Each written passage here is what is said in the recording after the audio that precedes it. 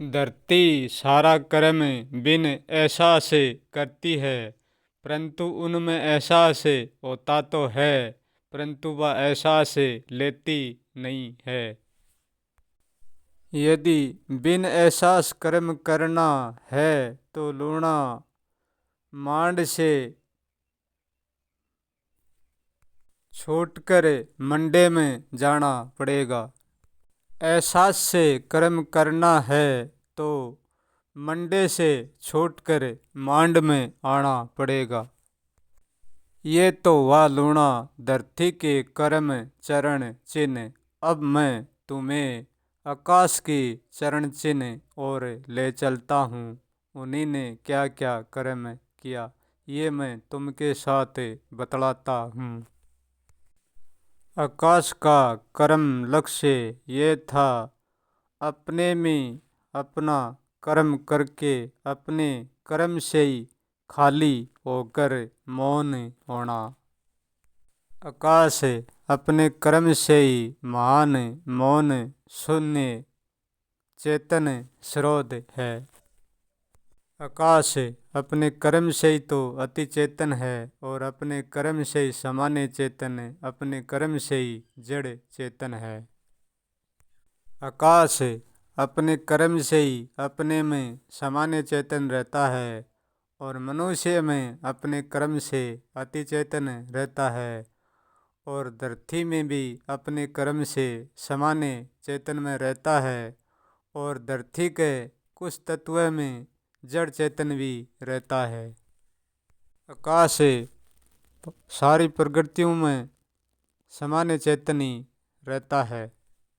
ये आकाश अपने कर्म से ही खाली है, कर्म करके ही खाली हुआ है और अपने कर्म से तपोवन भी है।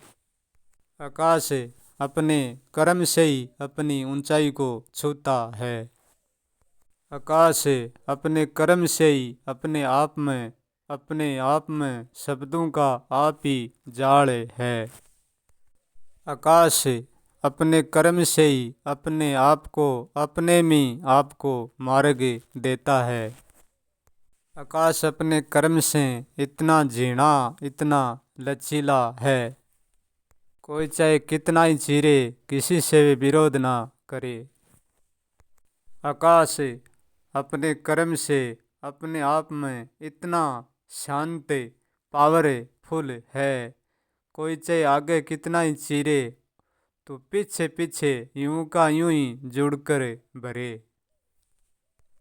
आकाश के कर्म से आकाश का चरण धरती पर गिरे और आकाश का शीश आकाश के कर्म से हिद में तिरे और उनका ध्यान हमेशा बेहिद से परे।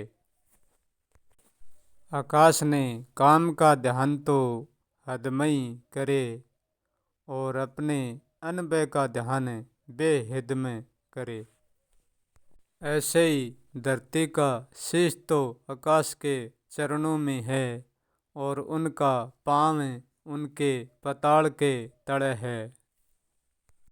आकाश भी निष्कलंक है, उनमें कोई कलंक नहीं है और धरती भी निष्कलंक है, उनमें भी कोई कलंक नहीं है और जो भी उनमें है वो उनके ही कर्म से हैं, उनमें दूसरा कोई कलंक नहीं लगा सकता। धरती सबको अपनी गोद देती है इसलिए माता है, आकाश सबको अपना कंधा देता है इसलिए पिता है।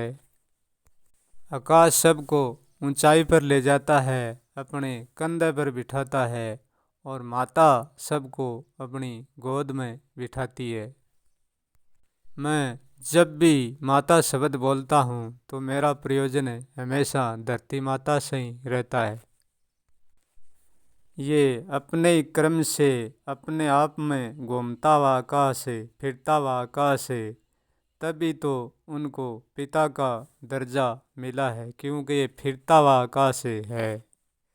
ये अपने कर्म में घूमता हुआ अपने कर्म में ही फिरता हुआ अपने कर्म में ही अपने को करता हुआ, इसलिए तो उनको आकाश कहते हैं, इसलिए तो उनको परमात्मा कहते हैं, इसलिए तो उनको पिता परमात्मा कहते हैं। ये अपने ही अनेक नेक तत्वों के साथ, सूक्ष्म तत्वों के साथ अनेक नेक कर्म करता है। धर्मचक्र धरती सबका बोझ अपने पर धर रखा है, और कर्म चक्र आकाश सबको अपने से उत्पन्न कर रखा है। जहाँ सब है वहाँ आकाश भी सब है, और जहाँ अनेक है वहाँ आकाश भी अनेक है, और जहाँ एक है वहाँ आकाश भी एक है, जहाँ अनंत है वहाँ आकाश भी अनंत है। ये मुख्य 5 प्रकृति है, उनका कर्ता कोई नहीं है। उनका कर्ता उनका कर्म ही है। अपने कर्म से ही बनी रहती हैं, अपने कर्म से ही बिगड़ी रहती। प्रकृति के अलावा प्रकृति का कोई दूसरा पहलू नहीं है, आज स्वयं में ही अपने आप पहलू है, इसलिए तो इनका 2 पहलू है। प्रकृति ना तो किसकी भगत भगवान है और ना किसकी पिता पुत्र है। यहाँ जो भी कुछ है सब कुछ वो प्रकृति से है, सारा प्रकृति का ही विस्तार है, प्रकृति के अलावा कुछ भी नहीं है। आकाश अपने कर्म चक्र में ठहर गया और ठहरा हुआ घूमता है। अब स्वयं आकाश को कुछ नहीं करना, आकाश का कर्म ही सब कुछ कर्या रखता है। आकाश से सब कुछ अपने आप होता रहता है। आकाश सदा आनंद चित अरूप है। लोना तुम भी आकाश की भांति कर्म करो।